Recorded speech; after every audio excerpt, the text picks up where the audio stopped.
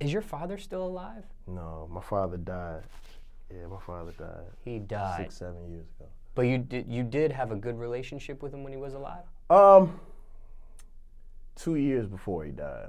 My father was a disciplinarian.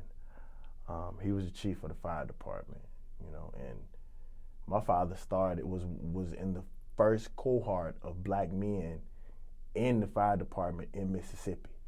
So you can imagine what he went through, and you got to spend the night with each other. You feel me? So my dad was very, very stern. I don't think my dad smiled at me until I was 21. And I've told the story in other places, but I think that it match here. He said when I got that big deal with Universal, me and my dad started getting cool. We started hanging out, even drinking a little bit. You know what I'm saying? I'm gonna tell you how hard my dad is. I got my dad's name tattooed on my arm. I've never said his first name in his presence. I don't even think I said his first name before I got it tattooed on my arm. He was dead. But I asked my dad, I was like, Dad, are we cool now because I got all this money? Or I have all this money? And he said, no, I ain't need no fucking friends. He said, my only job was to make sure that you were a man that can navigate himself through this evil world. And if I end up leaving here, that could take care of your mother and your brother. And he said, now that I know that you can do that, pass the Hennessy. And when my dad became my best friend, like he was diagnosed with cancer. Like I hated my dad, not hate like I wanted him to die, but I didn't like him. But what I found out that was so painful is I was all that he talked about at work. His friends told me that I was all he talked about all the time, and he was proud. He would never let me know that. Show you something, bro. One time, the first time I got all A's in high school, I came home and passed this to me, Smallz. This is my report card, right? Okay. My dad came. My dad went, picked up the newspaper, kept reading. I was still standing there. He said, what the fuck? You talking about this bullshit? He said, this what the fuck you supposed to do. He said, I don't see no damn fireworks going off when you cut the lights on. Or I don't see no fucking standing ovation when there's food on the table. He said, as a man, good is what you supposed to do. And that's why I was telling you earlier, man, like when we talked off camera, why it's hard for me to brag on the God box, because I'm supposed to be fucking dope. Being dope is what you're supposed to do if you selling products, because if it's easy to do, then it's not an art form. And if it's easy to do and your little brother can do it, then why should they buy your shit? But what I realized is if Southerners are not egocentric to a certain degree, that they'll pass us up. They tried to pass the West Coast over until they start stomping on buildings. You know what I'm saying? It's almost like you have to adopt the way that white folks act in order for even our own people to respect you. So like the only reason why I let people know that the God Box is one of the best albums ever, not just my best album, because if I don't, you're going to act like that shit didn't happen at all. You feel what I'm saying? So, and I saw that, man, when I did the hip hop cypher with BET. One of the staff members at BET said that, there was a conversation that was being held that David Banner had one of the best hip hop cypher verses ever.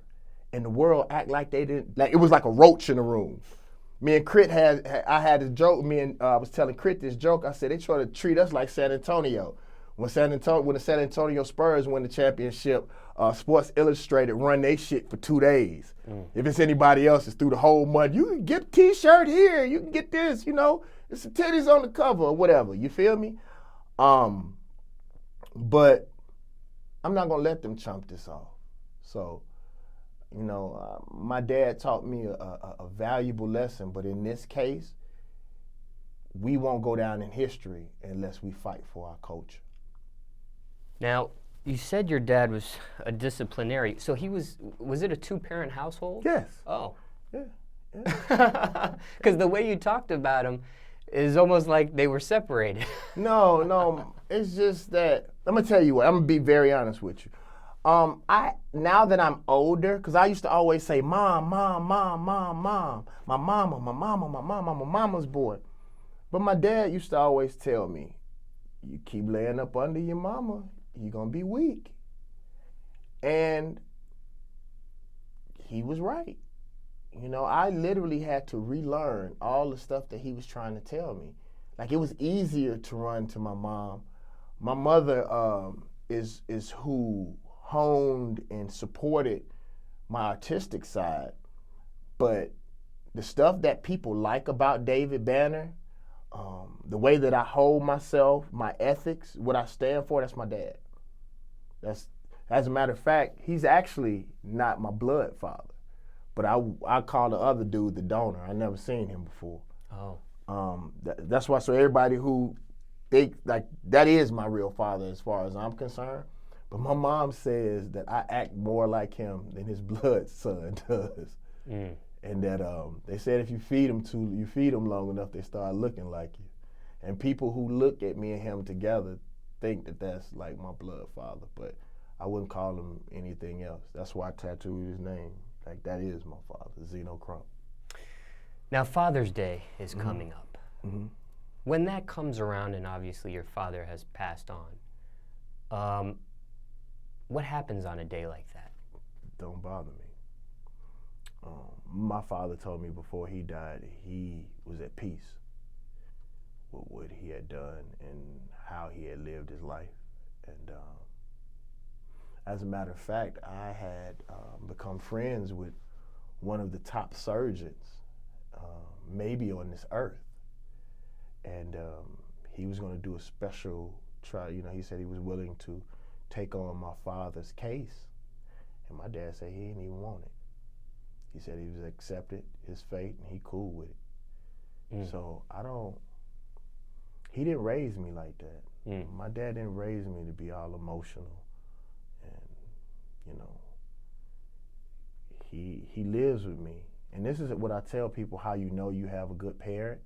When you hear their voice in your head and long gone, I can give you this example. My dad used to watch me do something like walk over a piece of paper on the ground, right? And he'll wait till the 13th time. He would be like, hey, motherfucker, didn't you see that paper on the ground? It took you more effort to step over the paper 13 motherfucking times than it did to pick it up that one time and it be over with. My dad would do stuff like, he would make me mow the yard. And he would come outside and he was like, how long does it take for you to mow this yard? I say 2 hours. I'd be mad as shit, but not so here, because my dad could, before he contracted cancer, my father could press with his feet 800 pounds. And I'm gonna tell you something else about him, but he said, how long does it take you to mow the yard? I said, 2 hours. He said, how long does it take me? I said, an hour.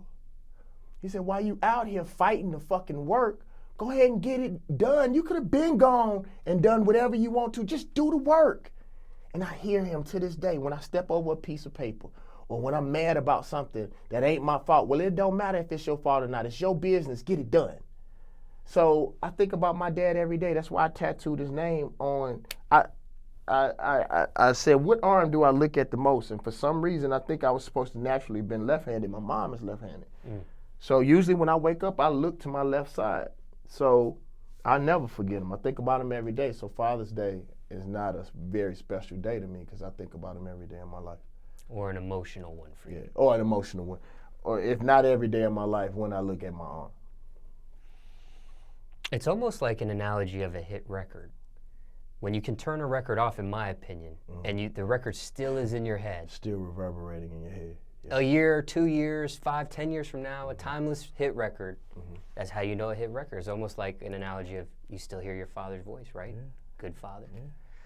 Now, what's one thing your dad did for you that you will never forget? One thing my dad did for me that I never forget. I don't know how positive it is. Oh, gosh. I don't know how positive it is, but my father had a thing where I knew that if he would always, and it would make me mad, he would always hit me in my head and say, think. And I used to think he was being so mean because he would always touch my head. And as you growing up and you get 16, you start feeling yourself like, why is this dude touching me? But now that I practice meditation, you can think yourself out of any situation. And whenever you get angry, that means that you want to become carnal and release your ability to think. Stay stay intact. Think. I don't care how mad I don't care what you do. I don't care whether you fight, jump off the building, but make a sound choice. Think. So even when I want to get mad now and do certain things, I'm not saying that I won't do it, but I've thought, okay, how long is it going to take me to get out of jail? How much are people going to sue me? I think the whole movie out now. And that comes from my father. I feel him saying, think, son, think. You know what I mean? And I think that helps me more than just about anything on this earth.